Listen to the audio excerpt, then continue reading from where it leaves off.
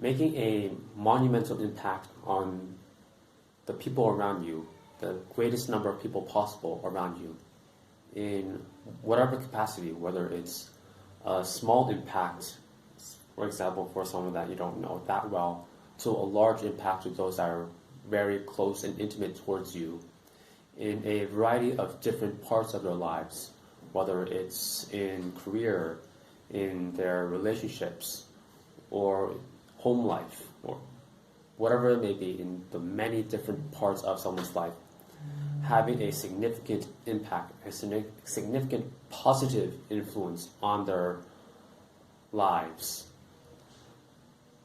Trying to do this to as many people as possible, having a positive effect on their lives.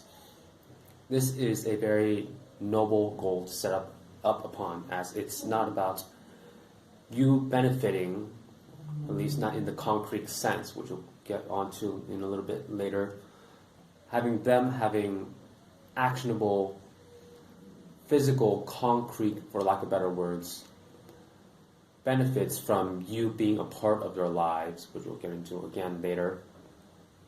That is something that it's a positive, it's a good thing to go after. It's part of the human spirit of helping one another, as all of our lives, we are built on helping one another. So, and I think few of us would argue that eventually, once we're going to die, and we're going to cease existing on the earth. And during that time when we are no longer around, that is when we no longer have a direct impact on the people that are still living, when we are no longer living.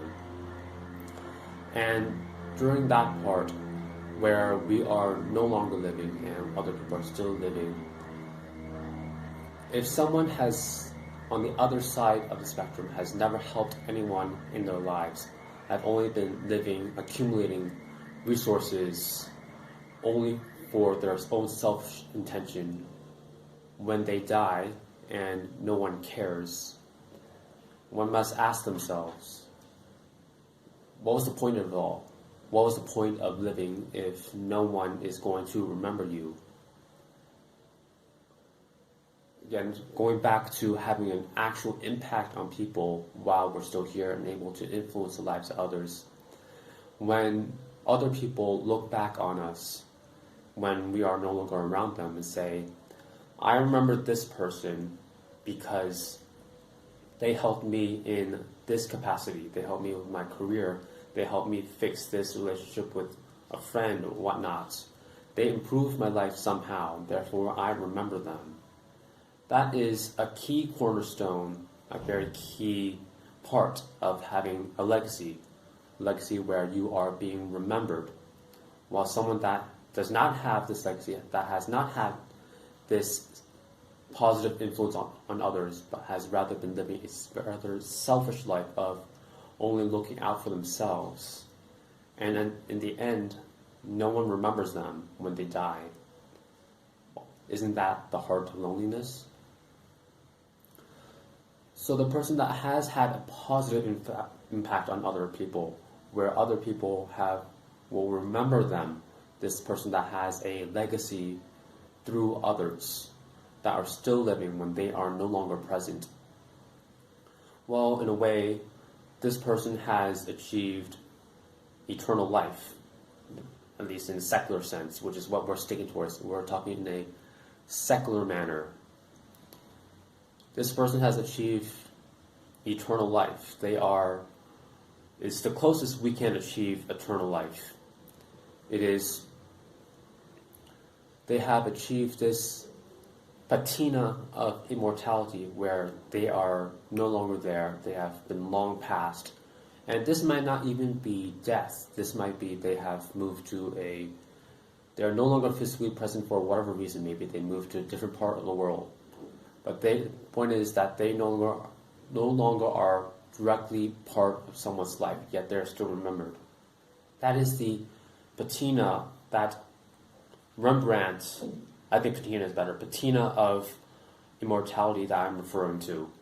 where you're not there, but you're still, in a sense, living there.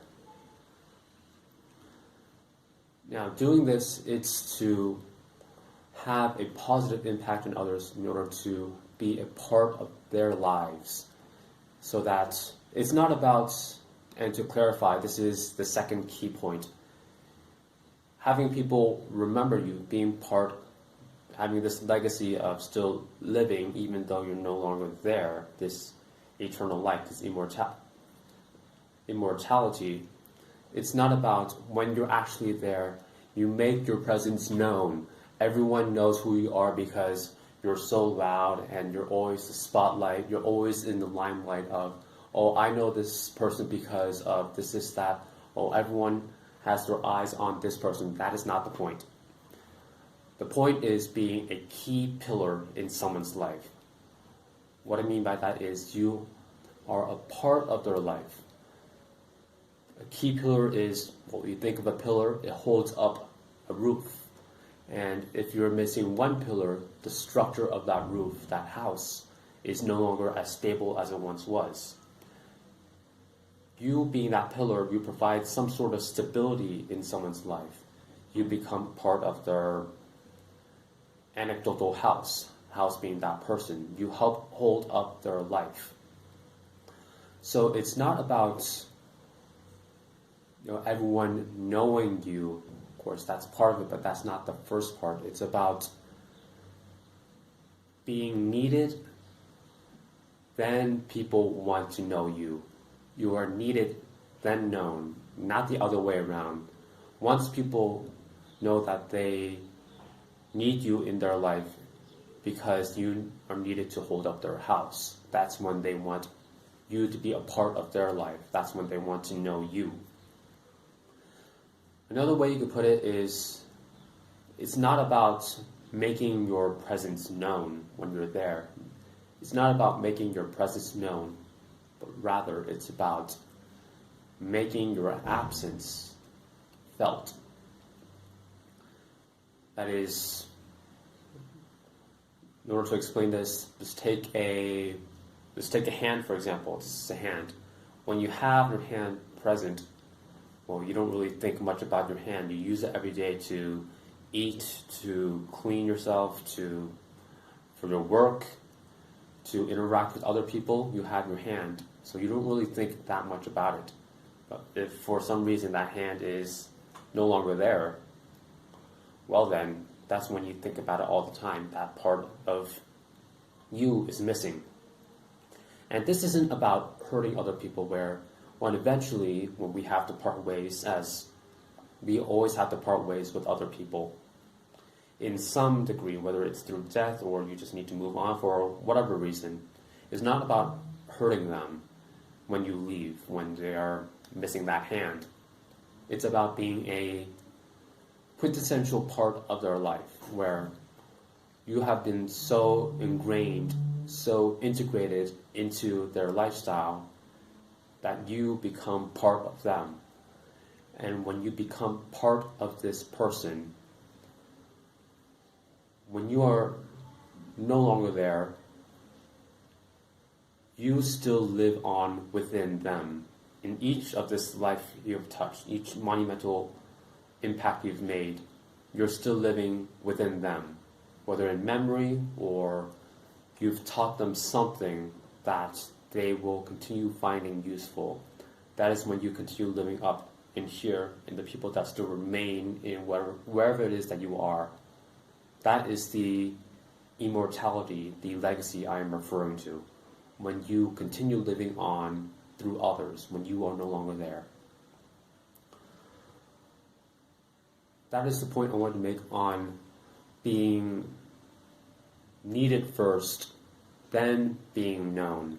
You have the former first, then the latter. It's not the other way around.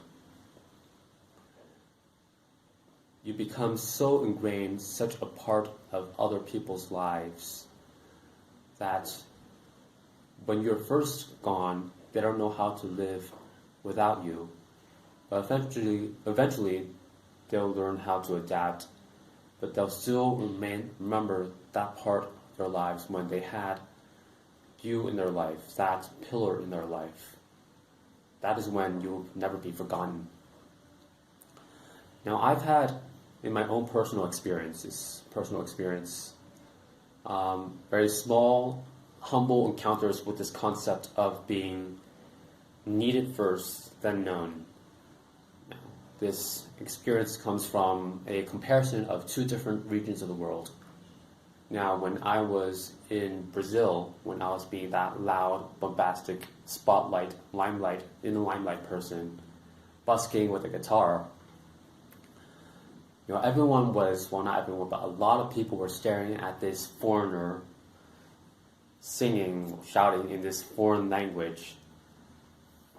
Everyone would stare at me. I was being known, but I wasn't really part of anyone's life. So when I left Brazil, no one batted an eye. No one really cared because I was not an essential part of anyone's life. And when you're not needed by anyone, why would they care? On the other side of this comparison is during my time in Tanzania, where I was a part of other people's lives. I cared for other people there. I tried to help them. I was part of a community, a church specifically. I visited the homes of the wealthy and of the poor. I assisted in the humble capacity I could. Now, it wasn't much, but I feel it was enough to show that I wanted to be a part of these other people's lives. I wanted to contribute to make their life better, to make that monumental impact on them, because I showed through action that I wanted to affect positive change in their life. And when I did that, when I showed this through action, that I was at the very least trying to help them, that is different. That is when I felt when I left Tanzania just last week, that is when I will be missed. When people will remember me, when I will have crafted a small, humble piece of legacy. That is when I became part of other people's lives. At least I like to think that.